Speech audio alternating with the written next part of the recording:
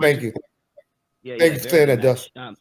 Yeah. Speaking of Bomb First, we know you have that, and you've also done dozens and dozens of interviews. So we're trying to steer away from questions you've already answered 1,000 times already. But we've interviewed K Solo in the past.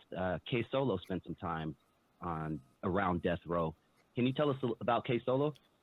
And if you You have know, any to be stories? honest, K Solo was there 93, 94, like that time, 94, 95. K Solo, I'll be honest, he was there, but I only saw him really on Sundays. That was the only time he really got studio time at Can. Okay. Him and Bloody Mary, and there was one other artist. They used to have Sundays on lock. And this producer chick named Shar Jones. And you know, the Sundays was our kickback day kind of until Sunday night. And then that's when we all came in. But K Solo was always cool, laid back, quiet, and I don't really have many interactions with K Solo, even though he and I talk periodically a lot on Instagram. But you know, knew him, saw him around, but he was real low key, laid back, and he had Sundays on lock. And but those are the only days K Solo. But he was never in none of those artist meetings where you hear all that. You know, he stayed away from all that drama and that BS. He just kept to himself. Yeah. How can somebody be a part of Death Row at that time and stay out of the gangbanging shit? Was it possible? Do like K Solo did. He didn't come around that much. Him and Boss Hog. Y'all remember Big Boss Hog? Those CPO. two, your big CPO. Y'all never hear no BS about them. They just worked other jobs and they would just stayed away. That's how Dre got tired. You know, I give Dre a little crack here and there and all that, but man, Dre was the smartest nigga around. That it turns out.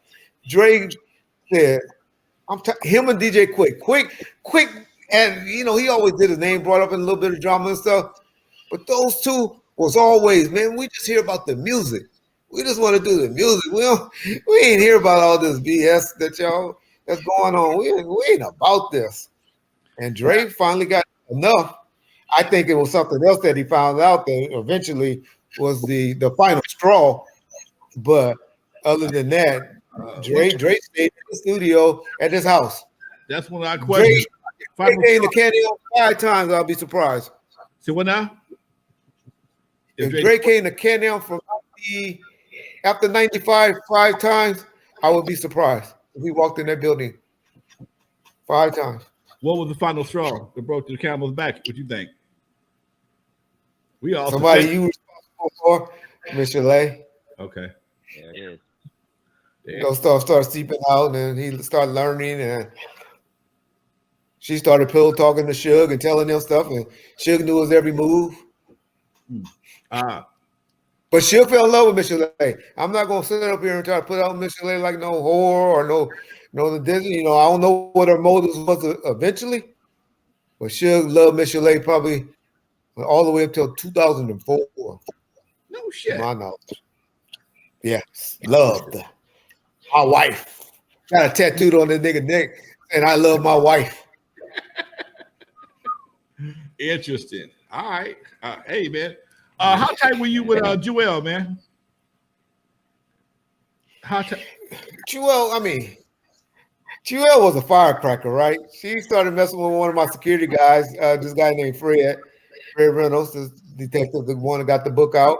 Y'all need to do an interview and check that book out. He got, I can't think of it right now, but he got a great book out right now about Compton and stuff like that. Okay. Fred Reynolds is his name. But they were messing around for a minute, and so they, you know, I was mainly a Suge guy with Suge. I wasn't want to be hanging around the artists.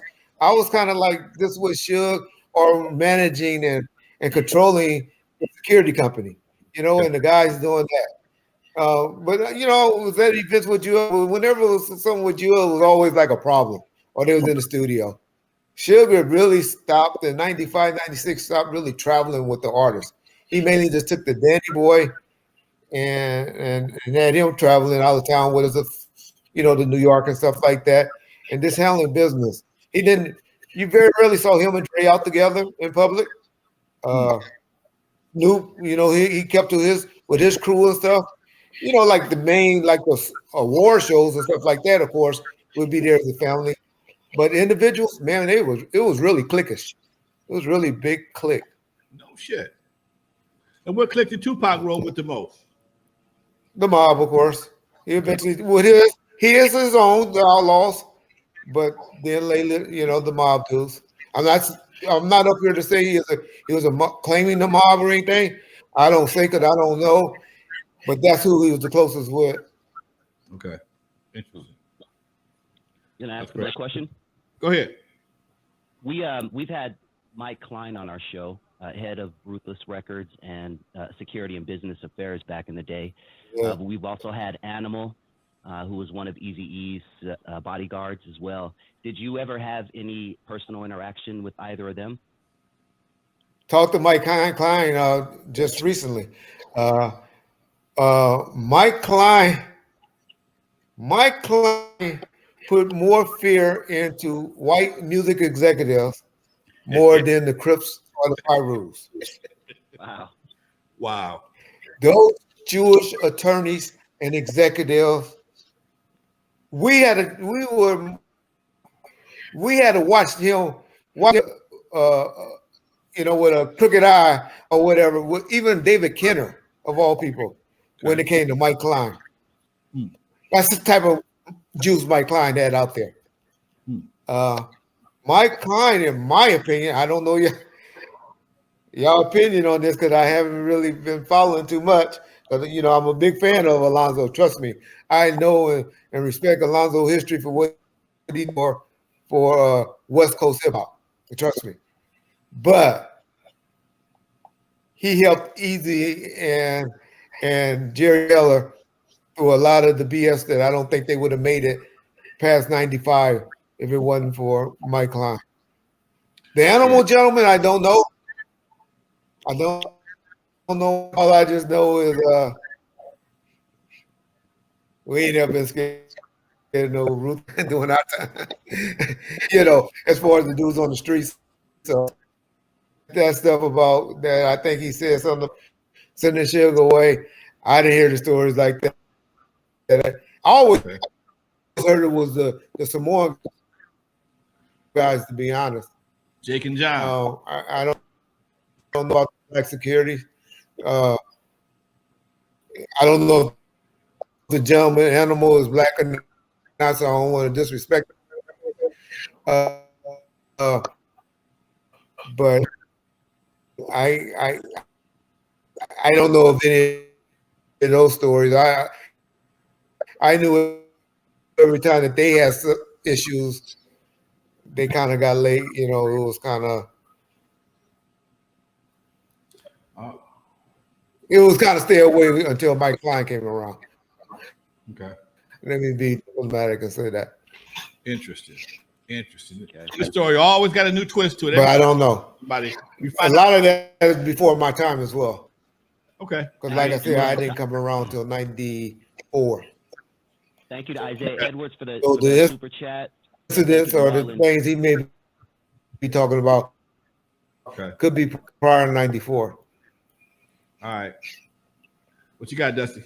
I would really Isaiah like to know the timeline. Sorry, we're getting a little feedback. My bad. Go ahead. All right. Cool.